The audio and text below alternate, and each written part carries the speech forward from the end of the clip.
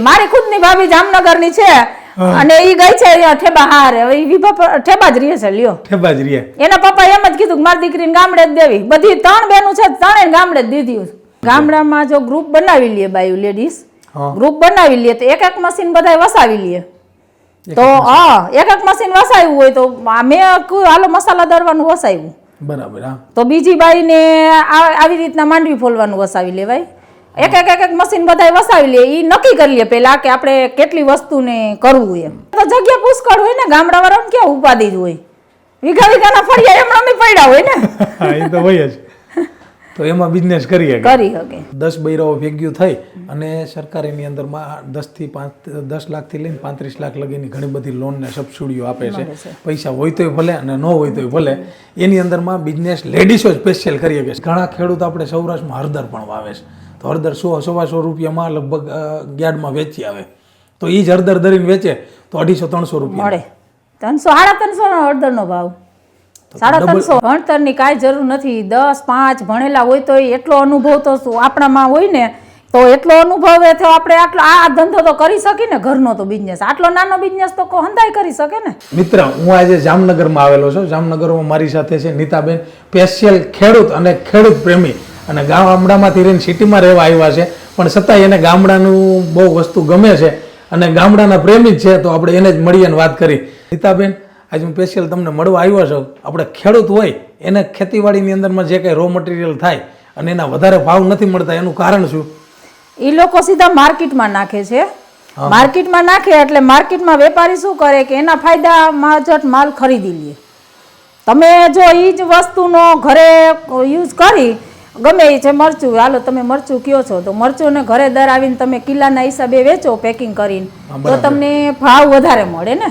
કેટલાક વધારે મળતા છે. એટલે કાચું મરચું લેવા જાય ને તો 100-125 રૂપિયામાં આપણને માર્કેટમાંથી સારામાં સારું વસ્તુ. હા, તો તમે ચટણી કિલો એકની કરો તો 1 કિલોના 250 થી 300 રૂપિયા લેખે તમે ચટણી વેચી શકો ને. ડબલ થી પણ વધારે થઈ જાય ને. ડબલ તો ગણી જ લેવાના ને. ડબલ તો ગણી જ લેવાના. તમે એની દરામણ દો તો એ બધું થઈને ડબલ તમારે થઈ જાય સીધો ભાવ. તો સારી વાત છે ને. જો ખેડૂત મરચી વાવે, હા, રોપ કર્યો હોય ત્યાંથી વાવે, તૈયાર કરે, દવા છાંટે, મરચા ઉતારી પેક કરીને ગેડમાં વેચવા જાય તો હવા મળે. અને સીધા એક ખાલી દરીને એટલું જ કામ કરે તો સીધા 250 રૂપિયા મળે. તો એવું બીજું કઈ કઈ વસ્તુ હોય કે ખેડૂત વાડીએ લઈને જ આવું કરી શકે? તો વાડીએ લઈને કરી શકે. એમાં જો એવું છે કે ચણા છે, ચણાને તમે બનાવીને દાળ વેચી શકો. ગામમાં છે કોઈ દુકાનવાળાને એવી રીતના, પણ તમારે કન્ટેનર વાવવા પડે દર વર્ષે પાછા. તમારી વાડી હોય એટલે તમે ચણા વાવે, 5 વીઘા મરચી, ઘઉં, બાજરો બધું વાવી કિલ્લાના પેકિંગ કરીને તમે વેચી શકો તો એમાં તમને ડબલ વસ્તુ મળે. ડબલ ભાવ. એમાં કેટલાક મળતા? ચણા અટાણે મારી લો 45-50 રૂપિયા કિલો ચણા અત્યારે વેચાય. હા, એટલા મળે તો એને ડબલ તો થઈ જ જાય. 80-90 રૂપિયા ચણા દાળના થઈ જાય. હા, 75 રૂપિયા લગણ 80 રૂપિયા લખે તો ભાવ છે જ અત્યારે દાળનો છે. તો એમાં ડબલ જ થઈ ગયા. એવી જ રીતનું ધાણા જીરું છે. તો ધાણા જીરું આપણે ડાયરેક્ટ શું કરે કે ખેતરમાં કાઢીને યાર્ડમાં વેચી આવે છે. એને દરીને કરે તો ઘરમાં જરૂરિયાત તો હોય જ. એના સગા સંબંધીમાં બધી જરૂરિયાત હોય છે, પણ એમાં એવું થાય કે જરૂરિયાત તમારે છે તો ખરા, પણ એની દરાવવાનો ટાઈમ ને એ ખેડૂત પાસે પાછો નથી મળતો ને. એટલો જેને 2 જણા વ્યક્તિ હોય એ લોકો કરાવી શકે, કે ઘરે કોઈ બાઈ ફ્રી હોય તો એ કરી શકે.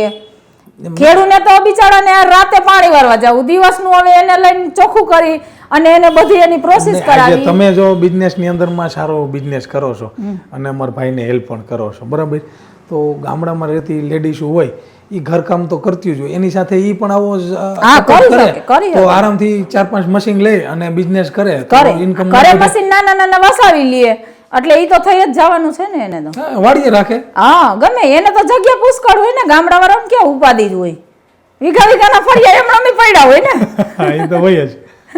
તો એમાં બિઝનેસ કરી શકે. હા, તો શું કેવું છે તમારું કે ગામડાની જે લેડીઝો રહી એ લેડીઝને આવો બિઝનેસ કરવો હોય તો સરળ જ છે એના માટે? તો એને કાંઈ જરૂર નથી. એને આપણા જેટલું લાઇટ બિલ જામનગર જેટલું સિટી જેટલું ન ભરવું પડે ને. સિટી જેટલું? હા, એટલું તો ન જ આવે ને. અહીંયા 9 રૂપિયા યુનિટનો ભાવ, અહીંયા 7 રૂપિયા લખે દેતા હોય, 6 રૂપિયા લખે દેતા હોય. ગામડે સસ્તું જ હોય ને. ઘણા લોકો વડીલો એવું માને છે કે આપણી છોકરી રહી એ સિટીમાં સાસરે જાય તો એના કરતા સિટીની છોકરી ગામડામાં સાસરે આવે તો એને દુઃખ રહીએ કે સુખ રહીએ? એને સુખ જ રહીએ. મારી ખુદની ભાભી જામનગરની છે અને ઈ ગઈ છે અહીંયા ઠેબા હારે. હવે ઈ વિભા ઠેબા જ રહે છે લ્યો. ઠેબા જ રહે. એના પપ્પા એમ જ કીધું કે મારી દીકરીને ગામડે જ દેવી. બધી 3 બહેનો છે, ત્રણેય ગામડે જ દીધી. એના જન્મે જામનગર છે લ્યો. જન્મે જામનગર. આ તો પણ ગામડે સિટી કરતા એને વિશેષ છે. અમે તો અહીંયા 4 વાગે ઉઠી સિટીમાં. ઈ આકડે સવાર 7 વાગે હાવ ઉઠે. 7 વાગે ઉઠે? હા 7 વાગે ઉઠે લ્યો. પછી આખો દી હાવ ઘરનું કામ કરે. એમાં વળી કેટલા મહિના તો કામ વાળી આવી. શું વાત છે. હવે તમે વિચાર કરો જી, આપણા કરતા તો એમ થાય સિટી કરતા ગામડાવાળા જીવન સારું જીવે. તો ગામડે જાઓ જલાલી છે એવું તો ખરું. હા એવું તો ખરું જ. તો અટાણે ખાસ કરીને જુવાનિયા હોય તો એને સિટીમાં આવવાની જરૂર નથી, પણ સિટીની છોકરીઓ ગામડે સાસરે આવશે. અમારે 13 ખોયડાનું કુટુંબ છે. અમારે એક જ ભાઈ જામનગર છે, બાકી બધાય ઠેબા જ છે. બધાય ઠેબા જ છે. હા. તો શું બધાય વ્યવસાય કરતા હશે ત્યાં ખેતીવાડીમાં? ખેતીવાડીમાં તો નથી ભાઈઓ, 2-3 ભાઈઓ છે, બાકી બધા ઉદ્યોગમાં જ આવે. ઉદ્યોગમાં જ આવે. હા ઉદ્યોગમાં. કોઈ બિલ્ડરનું કરે છે, કોઈને આ કેવા કાકરી બનાવવાના છે કારખાનું, અને કોઈને આ બધી વસ્તુ અલગ અલગ બધા ભાઈઓને હોય ને. એમ હવે હવના ધંધા હવને છે. તો નીતાબેન, તમે અહીંયા જામનગરમાં રહીને દાળ મિલ હલાવો છો અને દાળનો સારો વ્યવસાય કરો છો, તો ગામડાની અંદરમાં કદાચ ચાલો બધા મશીન લઈને બધી બહેનો કે ભાઈઓ ન કરી શકતા હોય તો કેવી રીતનો બિઝનેસ કરવો જોઈએ ગામડામાં? તમારું શું માર્ગદર્શન? ગામડામાં જો ગ્રુપ બનાવી લે બાયુ લેડીઝ, ગ્રુપ બનાવી લે તો એક મશીન બધા વસાવી લે. તો એક મશીન વસાવ્યું હોય તો મેં હાલો મસાલા દરવાનું વસાવ્યું, બરાબર. તો બીજી બાઈને આવી રીતના માંડવી ફોલવાનું વસાવી લેવાય. એક મશીન બધા વસાવી લે. એ નક્કી કરી લે પેલા કે આપણે કેટલી વસ્તુને કરવું એમ. તો એ બધી બાયુ કરી શકે ને. પછી ઓલાઓને એ ભાવે કરી દે, ઓલાઓને ભાવે કરી દે. એટલે એને મશીન ના રોકવા ન પડે ને.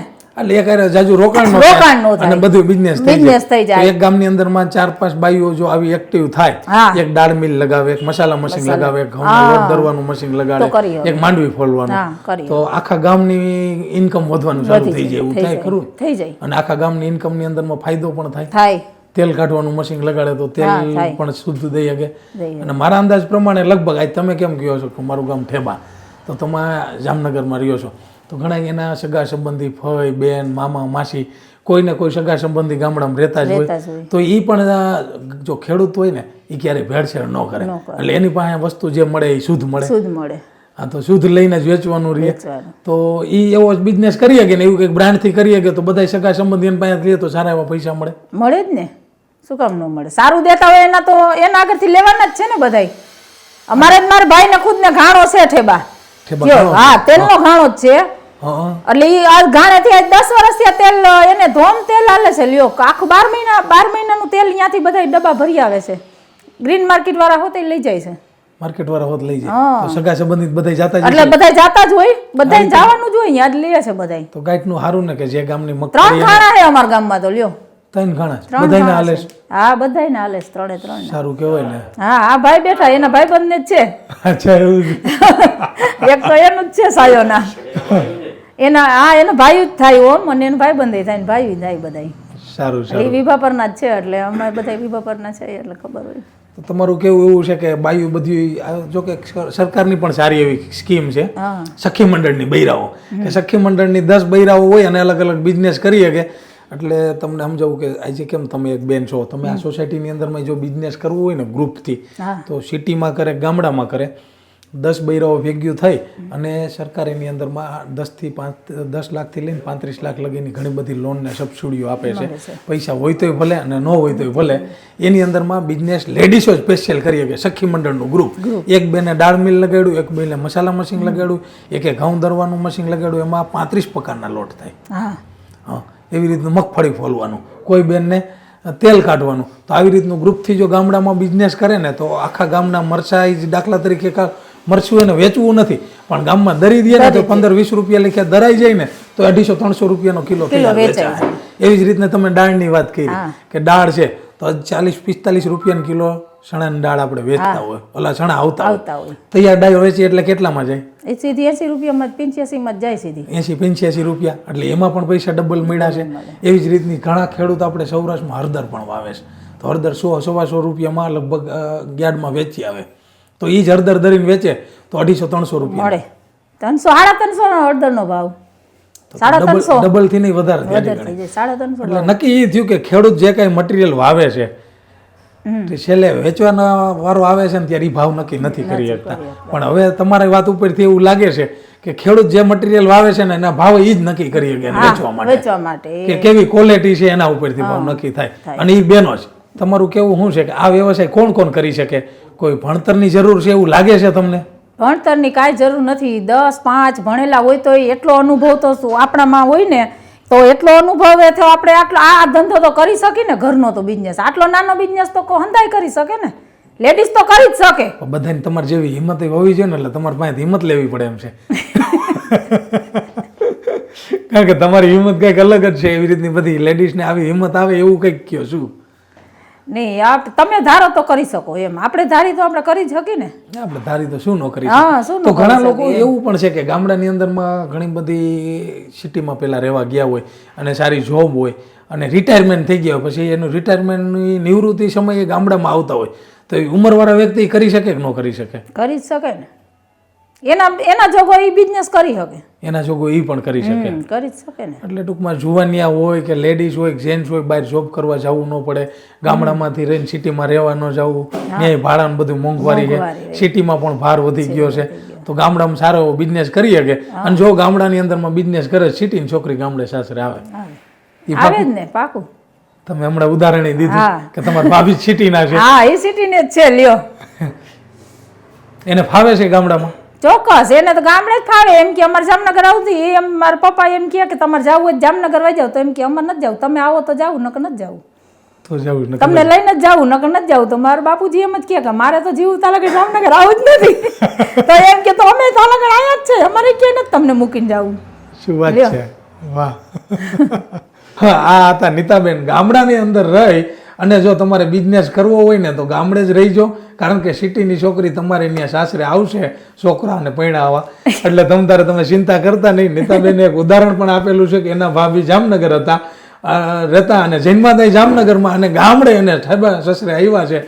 તો જો તમે પણ કાંઈક પણ બિઝનેસ કરી શકશો, ભલે બહેનું હોય, ભાઈઓ હોય, કે ઉંમરની આરે કંઈ લેવા દેવા નથી, કે ભણતરની આરે લેવા દેવા નથી. તમે જો ગામડાની અંદરમાં સારો એવો બિઝનેસ કરશો અને તમારા ખેતીવાડીની અંદરમાં જે કાંઈ રો મટીરિયલ થાય છે એની ઇન્કમ પણ ડબલ આવશે.